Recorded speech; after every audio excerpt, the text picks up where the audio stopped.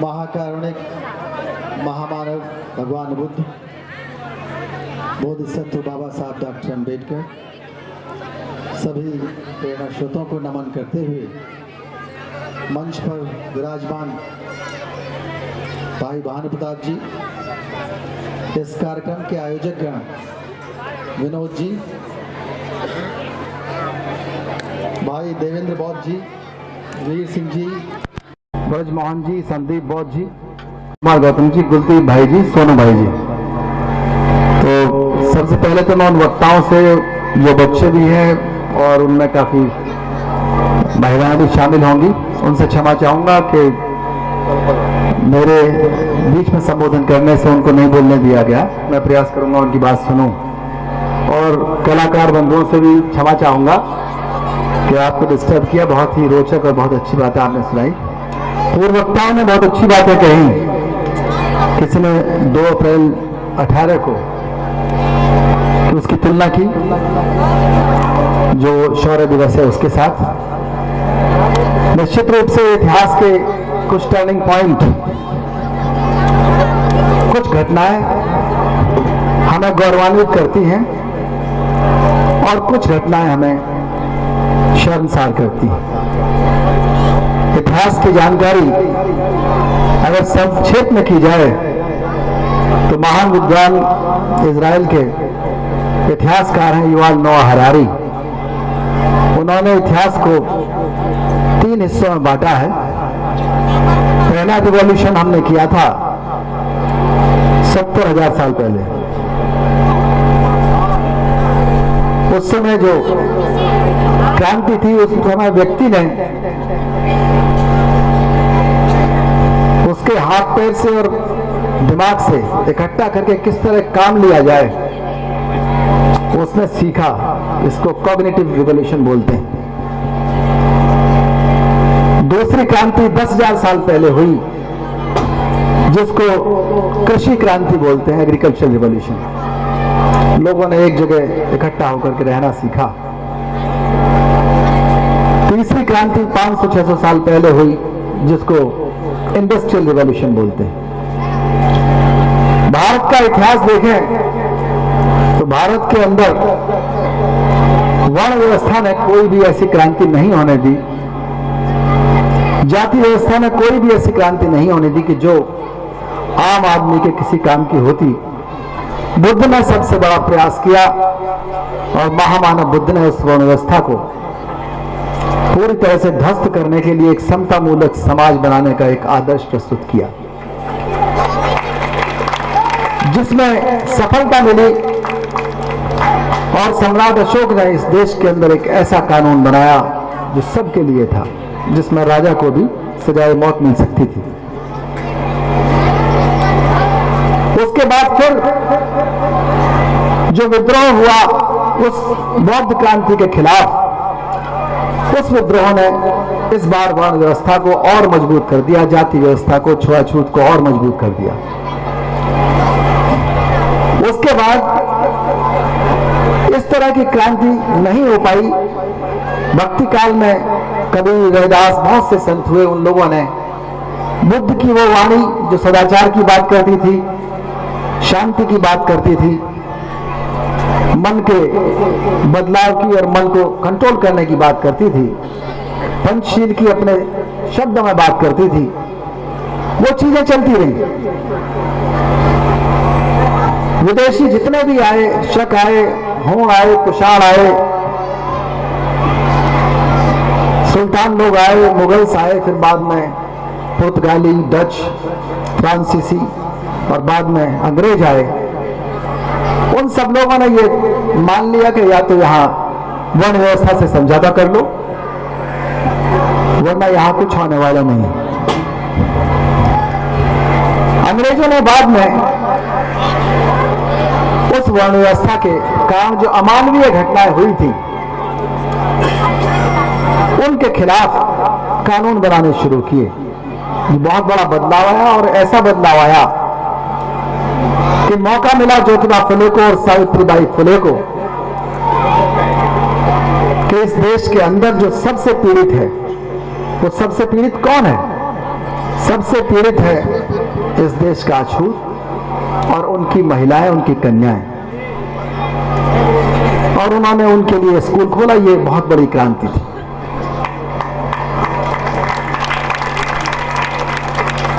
और लोगों ने ये सिद्ध किया, क्रांतिकारियों ने, पढ़ने लिखने वालों ने, कि हाँ, पूरी दुनिया के अंदर जो वैज्ञानिक शिक्षा हो रही है, उस वैज्ञानिक शिक्षा से काफी बदलाव किया जा सकता है। जब 10वीं 11वीं शताब्दी में अल-बिरूनी इस देश के अंदर आया था, तो उसने कहा कि इस देश के लोग ये मानते हैं कि इनके जैसा राजा कहीं नहीं है, इनके जैसे वैज्ञानिक कहीं नहीं है, इनके जैसा दर्शन, इनके जैसा धर्म कहीं नहीं है, और ये अपने आप को सबसे सर्वश्रेष्ठ मानते हैं कि दूसरे से कोई चीज सीखते नहीं। बहुत बड़ा चैलेंज और बहुत बड़ी सच्चाई अल-बिरूनी ने लिखी। वर्ण व्यवस्था के ठेकेदारों ने इस देश के अंदर एक म्लेच्छ कंसेप्ट पैदा किया।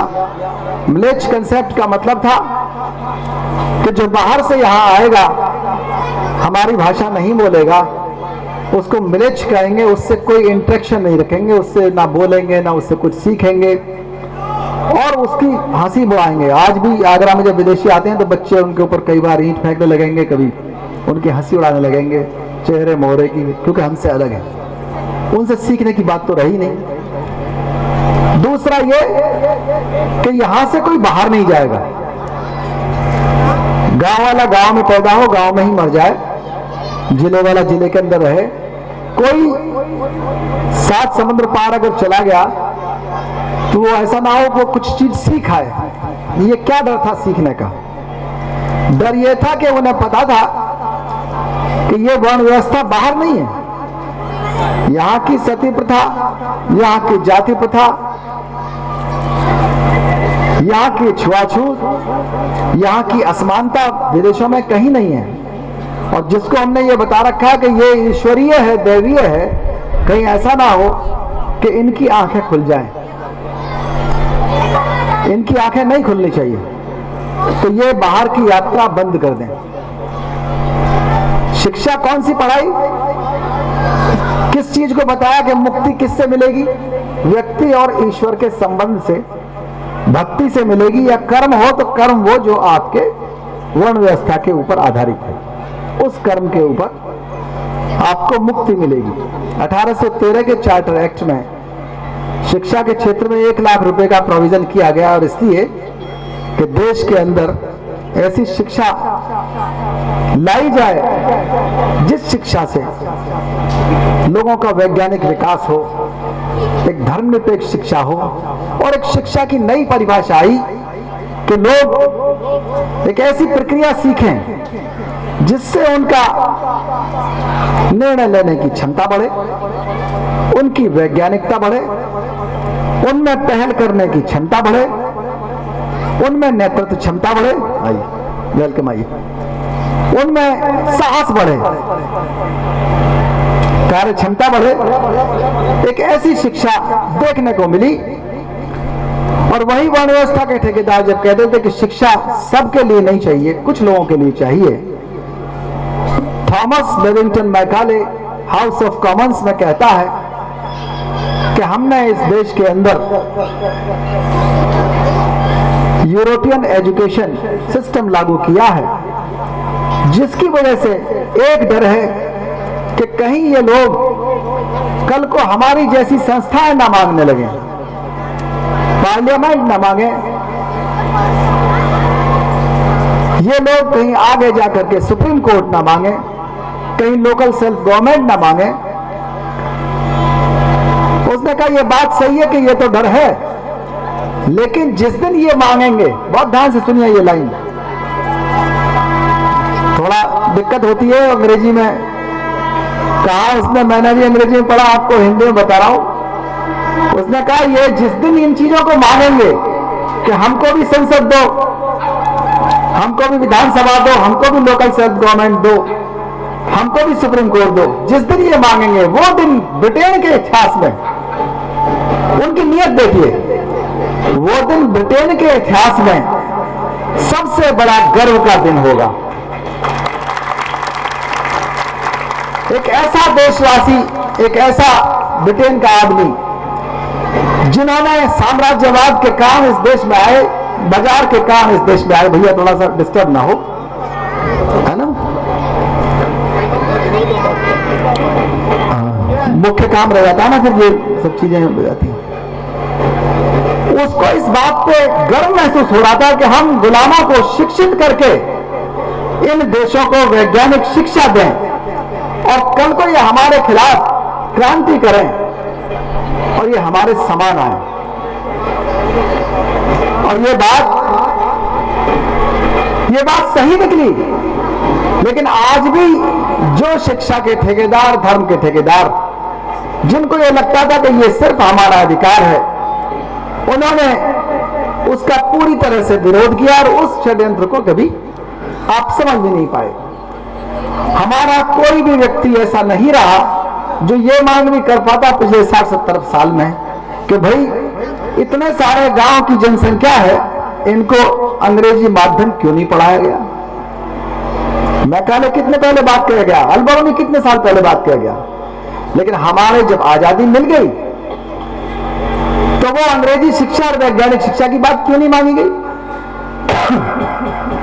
बिना अंग्रेजी पढ़े बीपी सिंह साहब तो सुप्रीम कोर्ट में हैं, कोई आपने देखा कोई बिना अंग्रेजी पढ़े सुप्रीम कोर्ट का एडवोकेट बन गया हो, या सुप्रीम कोर्ट का जज बन गया हो, हाई कोर्ट का जज बन गया हो, एम्बेसडर बन गया हो। हमने अपने लिए कुछ नहीं मांगा। हमारी जो महत्वाकांक्षा थी वो कहां तक रही, हमारी महत्वाकांक्षा कहां तक रही, किस चीज को बढ़ाना चाहते हैं। हमने सिर्फ इतना किया कि जो डिवाइड एंड रूल की पॉलिसी चली आ रही थी वर्ण व्यवस्था की, उसको हमने ऑर्गेनाइजेशन सर्व में परिवर्तित नहीं किया। बाबा साहब डॉक्टर अम्बेडकर ने बहुत अपील की, सब सिखाया, श्रेष्ठ व्यक्ति की परिभाषा दी कि भाई आपके अंदर गंभीरता है, आपके अंदर बौद्धिकता है, और जो लोग पढ़ लिख जाएं उनमें से कुछ लोग महान बने, वो सामाजिक परिवर्तन के लिए काम करें। लेकिन वो बात समझ में नहीं आई। हमने क्या सीखा, हमने उसी को सींचना शुरू कर दिया। हमारे अधिकारियों ने, कर्मचारियों ने तो मानना शुरू कर दिया कि हम अपने व्यक्तिगत या पारिवारिक लाभ के लिए प्रतिनिधित्व का लाभ लेने आए हैं, आरक्षण का लाभ लेने आए हैं। और इस देश का हर आदमी वर्ण व्यवस्था के हैंगओवर में इतना ज्यादा लीन है, हर आदमी उसका फायदा उठाता है। फेवरेबल डिस्क्रिमिनेशन का, हिंदी में कहिए अनुकूल भेदभाव का। अब वो फायदा कुछ लोग तो ये उठाते हैं कि चलो हम जमींदार हो गए, जमीन के मालिक हैं, बाकी सब दुकानदार हुए चाहे जो है, सब हमारे पैर पड़ते हैं, हमको तो बस धर्म के ठेकेदारों के पैर पकड़ने पड़ेंगे। आगे सेठानी हो या सेठ जी हो, उनको भी यही लगता है कि हमको तो नीचे जितने भी ये सब पैर पकड़ेंगे, हमें एक दो के पैर पकड़ने हैं ऊपर बस। वो भी एंजॉय कर रहे हैं उसको। बाद में जो शूद्र अति शूद्र का जो बंटवारा है, उनको भी ये लगता है कि बेगार के लिए बहुत से अछूत मिल गए, हम 2-3 से नीचे हैं तो हमें क्या जरूरत है। और हद जब हो जाती है जब एक अनटचेबल शाम को 7 बजे घर आता है और बीवी को लात मार करके कहता है कि मैं मर्द हूं। एक अनटचेबल शाम को 7 बजे शराब पी के आता है, अपने बीवी को लात मार के कहता है मैं मर्द हूं, मैं तुमसे ऊपर हूं। यह असमानता का बीज, और इसमें सब आदमी, हर आदमी इस देश का आनंद ले रहा है। जिनको लाभ मिल गया प्रतिनिधित्व का, आरक्षण का, वो भी उसको नहीं समझ पाते।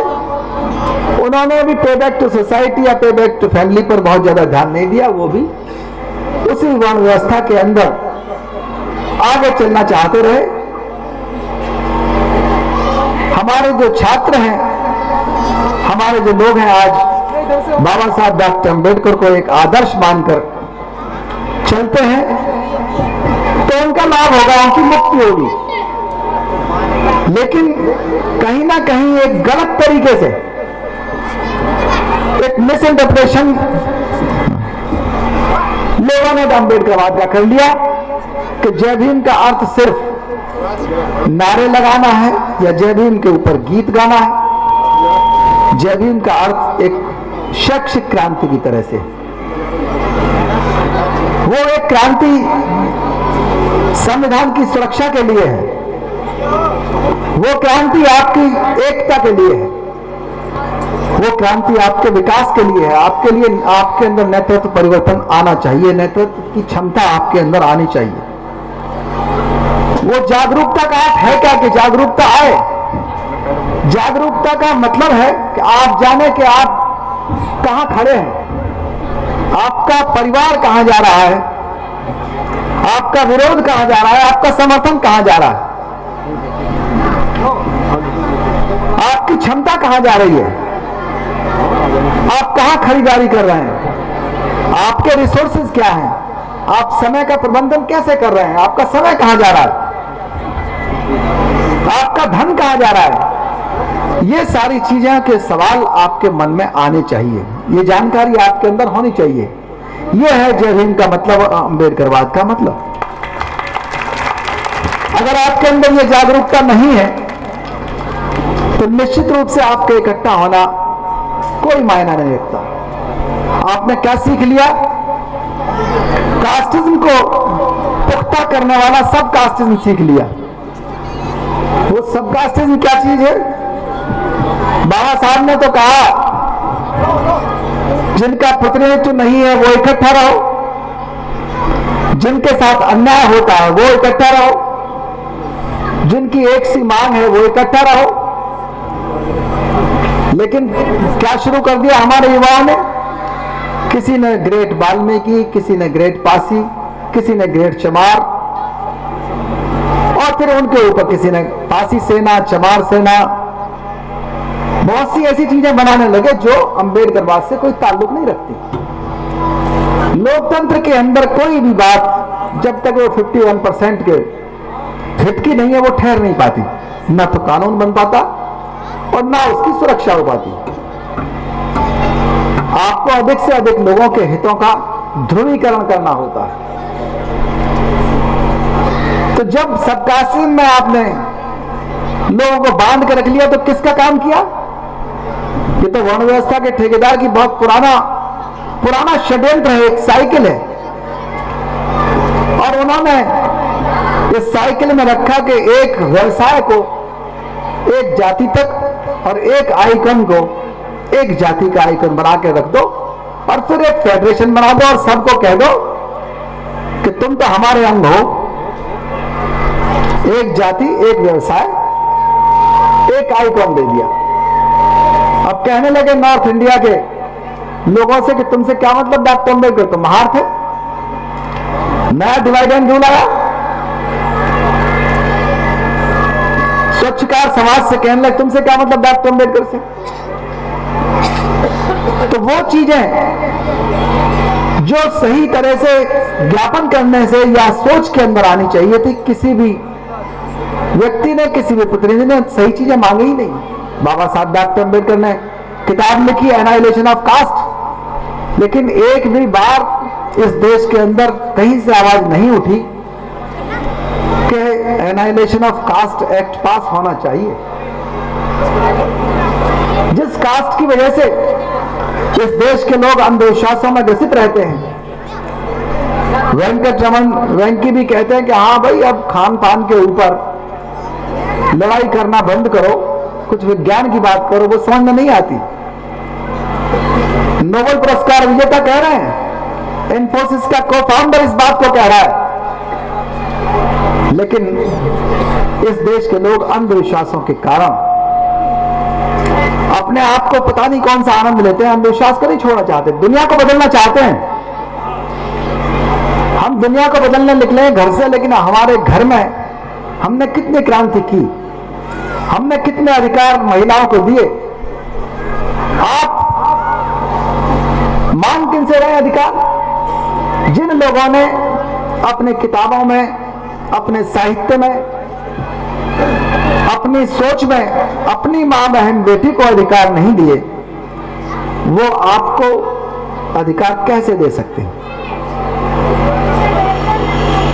और आप उसी अंधविश्वास को, उसी आइकन को जो उन्होंने आपके ऊपर थोप दिया, उसी पर आप डिवाइड एंड रूल का शिकार हो रहे हैं। पूरी दुनिया में राइट विंग एक्सट्रीमिज्म चल रहा है और आपको सिखाया गया पूरा कि हाँ, परिभाषा जो है वो क्या है लोकतंत्र की, क्या नेशनलिज्म की परिभाषा है, क्या हिस्ट्री की परिभाषा है। सबको चेंज करने के लिए बाहर से टीम आई।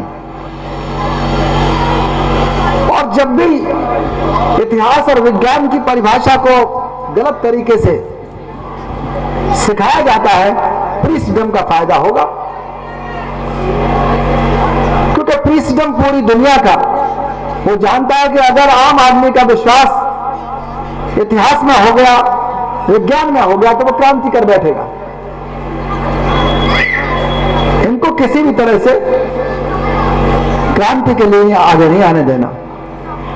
मैं कुछ चीजें थोड़ा क्लिष्ट बता गया हूंगा, लेकिन मैं आपको कुछ चीजें बहुत आसान बता रहा हूं।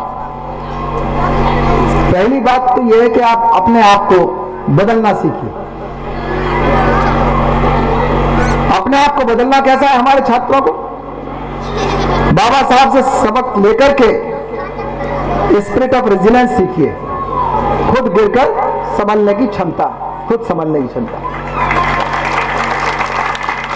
जब तक संभलने की क्षमता नहीं होगी, तब तक आपके अंदर कोई बदलाव नहीं आएगा। बुद्धिज्म ने सिखाया कि अनुशासन सीखो, मेडिटेशन सीखो, विजडम सीखो। वो विजडम क्या चीज है? वो विजडम आसानी से परिभाषित नहीं किया सकता, कालाम सूत्र में दिया हुआ है।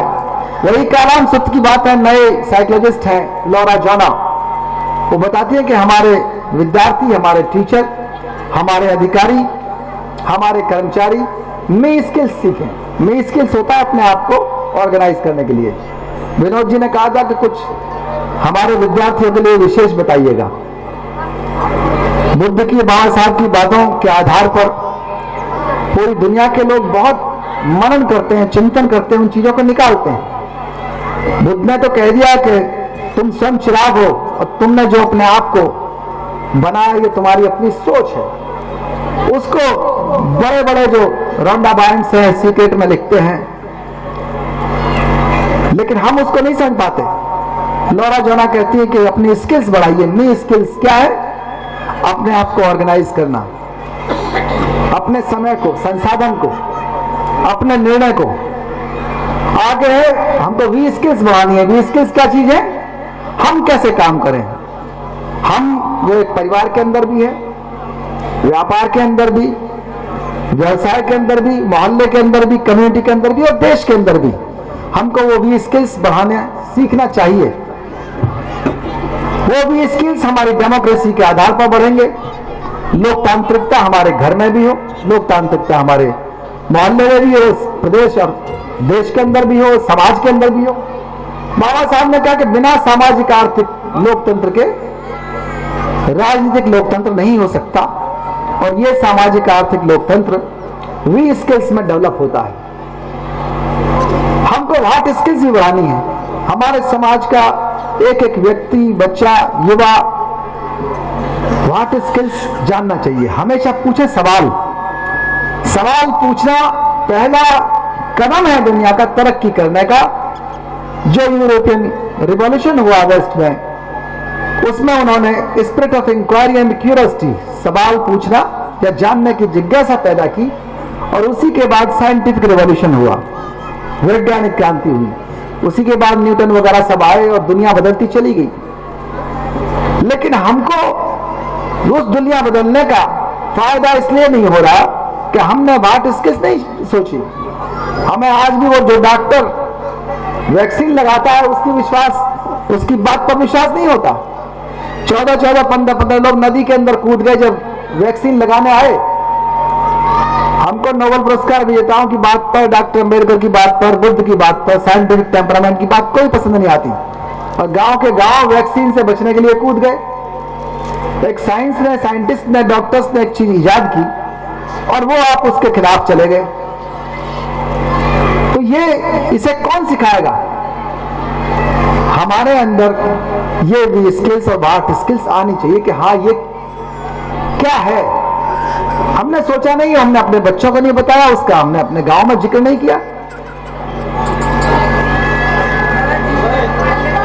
अगर ऐसा हो जाए, अगर वैसा हो जाए, उसके बारे में भी हमने कभी नहीं सोचा।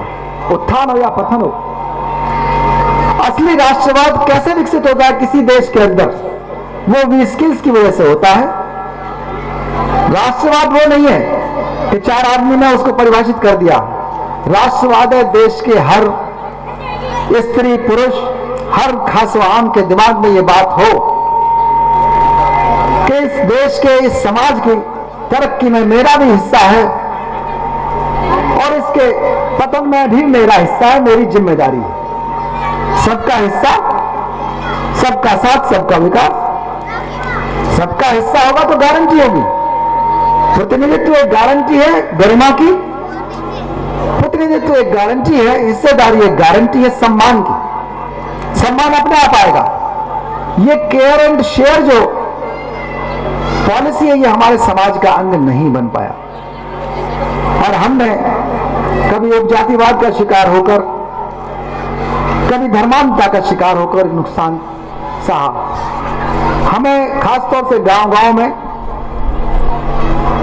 जिसको पे बैक टू सोसाइटी कहा है बाबा साहब अम्बेडकर ने, वो पे बैक टू सोसाइटी अकेले पैसे का नहीं है। जिन लोगों के पास अनुभव है, जिनके पास धन है, जिनके पास ज्ञान है, वो सब पे बैक टू सोसाइटी करें अपने अपने रिसोर्सेज का, अपने धन का, अपने समय का, समाज के विकास के लिए, देश के विकास के लिए। ये पे बैक टू सोसाइटी है।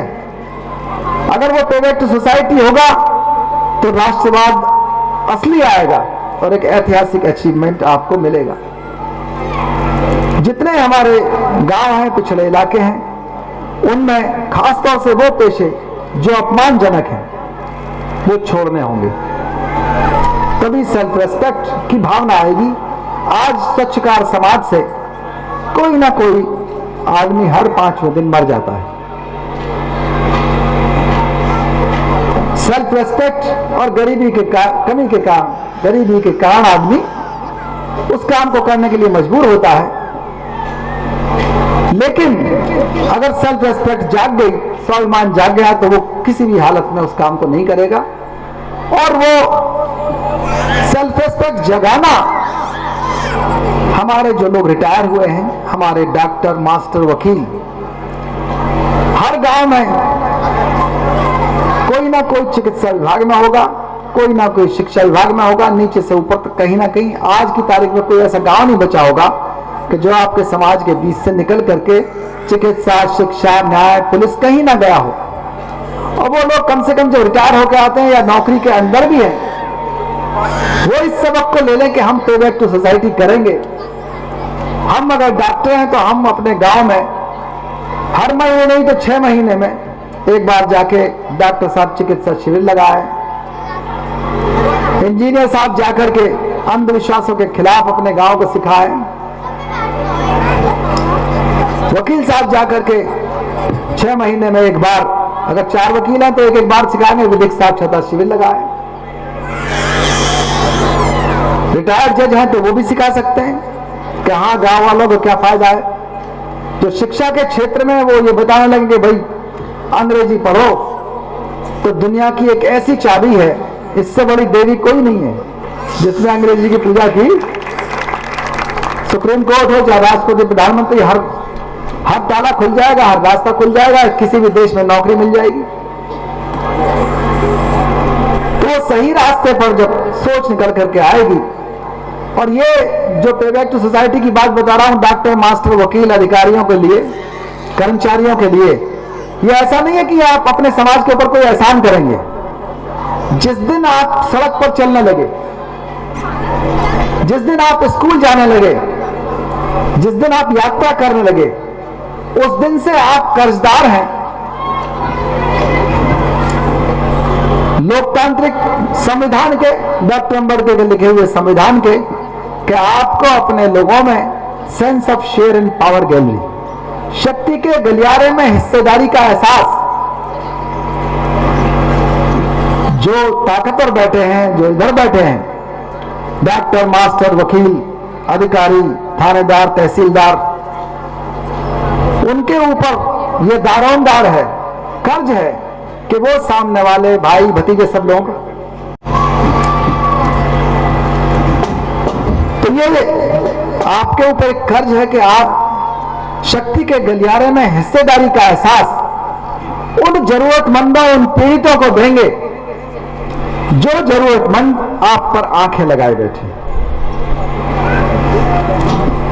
जन्म से लेकर मरते दम तक आपको 22 प्रतिज्ञाओं का पालन करना होगा। 22 प्रतिज्ञाएं किसी दूसरे के खिलाफ कोई षड्यंत्र नहीं है।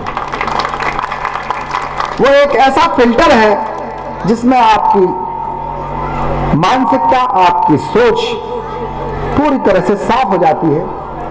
वो किसी दूसरे का अपमान करने के लिए नहीं है, वो आपको क्या छोड़ना है और आपको क्या पसंद करना है, एक फिल्टर दिया हुआ है। वो कोई गैरकानूनी चीज नहीं है। उसको अपना करके आपको एक अनुशासन मिलेगा, एक संस्कृति मिलेगी और उस पर आप आगे बढ़ सकते हैं। आपके जितने भी संसाधन है वो उनको ऑर्गेनाइज करने के आपको समय, संसाधन और ऊर्जा मिलेगी, एक दिशा मिलेगी सही तरक्की करने को। मैंने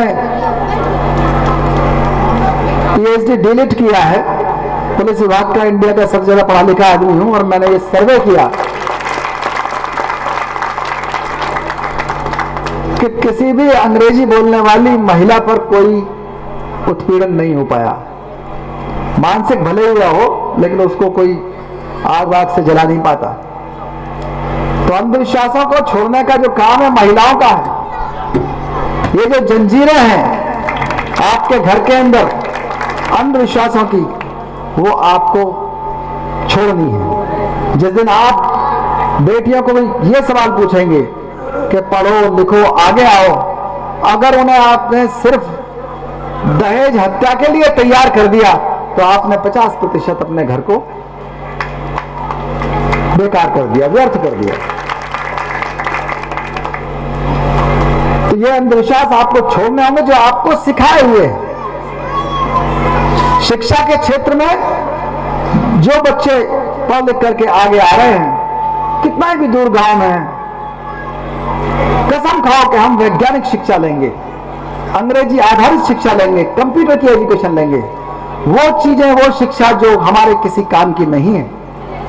उस पर आपने कह दिया हमारी मातृभाषा है, पिताई भाषा है, तो सिर्फ बात करने का तरीका है, विकास करने के लिए है।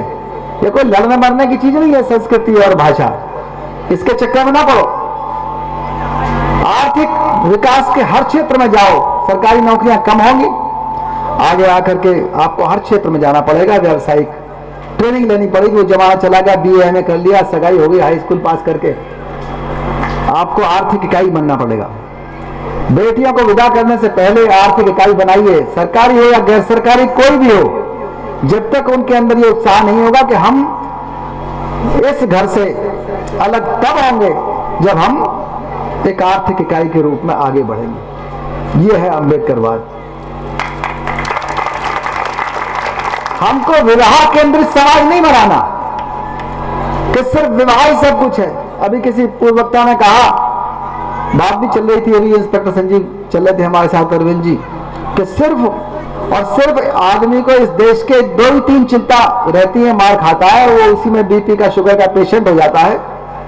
मेरी बहनों की शादी कैसे होगी, मेरी बेटियों की शादी कैसे होगी। और ये आदमी भी दुखी, औरतें भी दुखी, मिलजुल करके उस दहेज को कोई खत्म नहीं करना चाहता, लड़कियों को कोई पढ़ाना नहीं चाहता। मुझसे कई बार लड़ाई होगी, साहब लड़की अगर पढ़ गई तो दहेज ज्यादा मांगना पड़ेगा। इस हद तक अंधविश्वास मिथ है लोगों के अंदर। इन अंधविश्वासों को छोड़ने की जो जिम्मेदारी सब आप लोगों की इसलिए है मैं आपको अपना परिचय दे दूं पूरा, अहंकार की वजह से नहीं दे रहा, एक परिचय इसलिए दे रहा हूं कि अंधविश्वासों से दूर होकर के ही तरक्की होगी। मैं रिटायर्ड आईजी का बेटा हूं, खुद पुलिस कप्तान हूं, और मेरे बेटी दामाद आईएएस अफसर हैं। इस सबका श्रेय बाबा साहब डॉक्टर अंबेडकर के संविधान को और उनको जाता है। इसका श्रेय किसी भी अंधविश्वास को नहीं जाता। मेरे माथे पर कोई तिलक दिख रहा है आपको? हाथों में कोई अंगूठी दिख रही है? गले में टाई दिख रही होगी, कोई माला नहीं है। कभी हाथों की रेखाएं नहीं दिखवाई मैंने, किसी से दिन नहीं दिखवाए, ना कोई ढोलो को लोग टांगी अपने घर के बाहर, नजर नहीं लगी।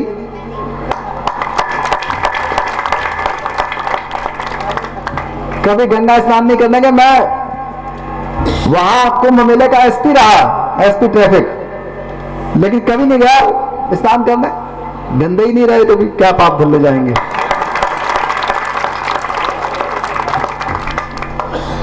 तो इसको विवाह केंद्रित समाज बना बना करके आपने पूरी अर्थव्यवस्था चौपट कर दी है। इस देश को अगर गरीब बनाया है तो अंधविश्वासों ने बनाया है, उसकी सजा है गरीबी, वरना हमारे लोगों जैसा मेहनतकश इस देश के अंदर कोई नहीं है। हमारे अंदर अच्छाई सबसे ज्यादा है, परिश्रम करने का जज्बा सबसे ज्यादा है, सबसे बड़ा त्याग हम कर सकते हैं, लेकिन उसके बाद भी गरीब क्यों है? गरीब सिर्फ इसलिए कि हम अंधविश्वासों में पीछे चलने लगते हैं। हमारी ताकत हमारे दुश्मन के पीछे भागती है, हमारा पैसा दुश्मन के घर जाता है, हमारी भीड़ हमारे विरोधी को ताकतवर बनाती है।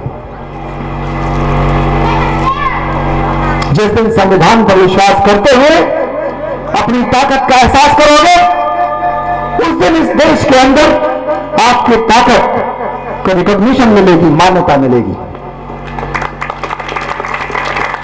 अंबेडकरवाद कोई नारे लगाने की चीज नहीं है, वो अपनाने की चीज है। तो इस विवाह केंद्रित समाज को विकास केंद्रित समाज बनाओ कि हमको विकास करना है अपने व्यक्तित्व का, अपने परिवार का। और हम तो चाहते हैं, बहुत दिनों से मांग कर रहे हैं कि पे बैक टू फैमिली पर एक लॉ बने। हमारे लोग जो पढ़ लिख गए हैं वो सबसे बड़े धोखेबाज हैं। धोखा देना बंद करें, और जिस दिन उनको वेतन मिलता है उसी दिन वेतन में से कम 2% उनकी मां के खाते में जाना चाहिए, 2% पिता के खाते में जाना चाहिए, और कम से कम 15% उनके जीवन साथी के खाते में जाना चाहिए।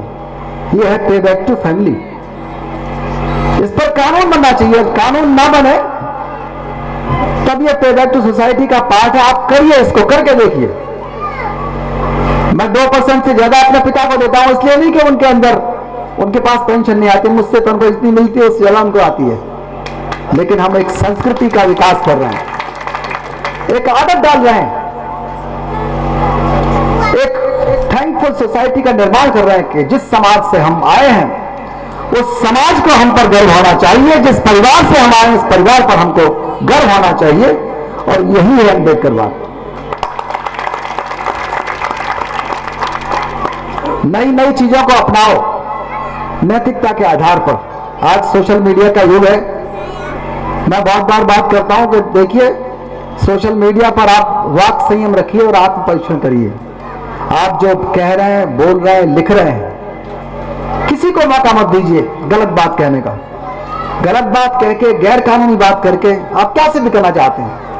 आपको कानून में सबसे ज्यादा विश्वास करना चाहिए, क्योंकि हम अम्बेडकरवादी हैं। आपको शांति में सबसे ज्यादा विश्वास करना है, क्योंकि आप बुद्ध के मानने वाले हैं। परिवर्तन करना है तो ज्योतिबा फुले और सावित्रीबाई फुले की शिक्षा के आधार पर करना है, क्योंकि आप उनकी संतान हैं। तो आपसे बड़ा कोई कानून का मानने वाला नहीं है, आपसे बड़ा कोई शांति का रखवाला नहीं है, आपसे बड़ा कोई शिक्षा का वकील नहीं है, एडवोकेट नहीं है। तो उस चीज को अपना करके आगे बढ़िए। अपनी सुरक्षा के बारे में सोचिए। आत्मरक्षा का अधिकार आपको दिया है 96 आईपीसी से 106 तक। झगड़ा मत करिए, लेकिन गांव गांव के अंदर एक मैकेनिज्म डेवलप होना चाहिए। हर जगह डोमिनेंट कास्ट के लोग गरीबों पर, कमजोरों पर, SC ST के लोगों पर हमला करते हैं। हमला हमेशा कमजोरों पर होता है। जिन लोगों ने जिम जाना शुरू कर दिया, जिन्होंने अंग्रेजी पढ़ ली, ठीक है, जिन्होंने विज्ञान सीख ली, कंप्यूटर चलाना सीख लिया, मोबाइल फोन का यूज सिर्फ गाना गाने के लिए नहीं करना, उससे अपना जो साइंटिफिक अप्रोच है, टेम्परामेंट है, उसको बढ़ाइए। अपना जो व्यवसाय है उसका कौशल बढ़ाइए। जिस दिन हर घर के अंदर आत्मरक्षा के सिद्धांत को समझने लगे और हर आदमी एक लाठी, एक सीटी, एक टॉर्च, एक हेलमेट रखना शुरू करो। गांव गांव में एक सेल्फ डिफेंस का मैकेनिज्म होना चाहिए। जिस दिन आप मजबूत बनेंगे उस दिन एक चर्चा बनती है समाज के अंदर कि ये लोग, इनके अंदर एक सेल्फ डिफेंस की बात आ गई है और किसी भी समय ये अपनी आत्मरक्षा के लिए तैयार है। तो आपका विरोधी आपके ऊपर अटैक करने वाला सोचेगा कि हाँ, अब जातिवाद को छोड़ो, समतामूलक समाज की बात करो। अभी तो उनको फायदेमंद लग रहा है आपके विरोधी को, क्योंकि आपको भी फायदेमंद लग रहा है। पहले इसे आप छोड़ो, आप मांग करो कि हमको एनालिसिस ऑफ कास्ट चाहिए। हम अपने आप को बदल रहे हैं, हम अपने बहन बेटियों को अधिकार दे रहे हैं, हम सब कास्टिज्म को दूर कर रहे हैं, हम अपने जो रोज की चीजें हैं उनमें स्वच्छता लेकर के आए। हम अकेले जो असंतुलित परिवार हैं उन परिवारों को संतुलित परिवार के रूप में विकसित करें। मित्रों के और रिश्तेदारों की मदद जरूर करो, लेकिन वो परंपराएं जो आपको कर्जदार बनाती हैं, वो उत्सव जो आपके पर्यावरण को खराब करें, वो उत्सव जो कर्जदार बनाए, वो उत्सव जो जुआ खेलना सिखाए, वो उत्सव जो छेड़खानी को सहन करना सिखाए, जो पंचशील का पालन न करना सिखाए, ऐसा कोई भी उत्सव आपका उत्सव नहीं हो सकता। उनमें बदलाव करना किसी और की ड्यूटी नहीं है। तो समाज को बदलने से पहले अपने आप को बदल करके आगे आइए। निश्चित रूप से जिस दिन आपको ये जागरूकता का असर होने लगा तो आपका कोई भी हैरेसमेंट, कोई भी उत्पीड़न करने वाला नहीं। मैं बात बहुत लंबी कह गया, काफी और भी स्पीकर्स होंगे। मैं इन्हीं शब्दों के साथ अपनी बात खत्म करता हूं, क्योंकि हमको जो समाज है, ये समाज को चरण छूने वाला समाज नहीं बनाना, इसको आसमान छूने वाला समाज बनाना है। और समाज को बदलने लगे तो अपना नाम बदलो ना, उपनाम बदलो। पहले खुद को तो बदलना सिखाओ ना। नाम बदलो, उपनाम बदलो, व्यवसाय बदलो, व्यवहार बदलो। बाबा साहब ने कहा हमको शुद्धिकरण करना है अपने उच्चारण का, प्योरिफिकेशन, अपने आचरण का, अपने विचार का। तो बातें बहुत लंबी है, अम्बेडकर बात तो एक आध घंटे क्या, तो 10-20 घंटे में भी खत्म नहीं होने वाला। उससे निकले हुए बहुत से एक्सपेरिमेंट है जो सफल हुए। बाकी हम लोग काफी आप लोगों से सीखते भी रहते हैं, सिखाते भी रहते हैं। और भानु जी बहुत बड़े स्पीकर हैं, बहुत अच्छे स्पीकर हैं, उनकी बातें सुनिएगा। मुझे एक कार्यक्रम में जाना भी है मोदी नगर में, मैं क्षमा चाहूंगा जल्दी जाने के लिए। जय भीम, जय भारत, नमस्कार।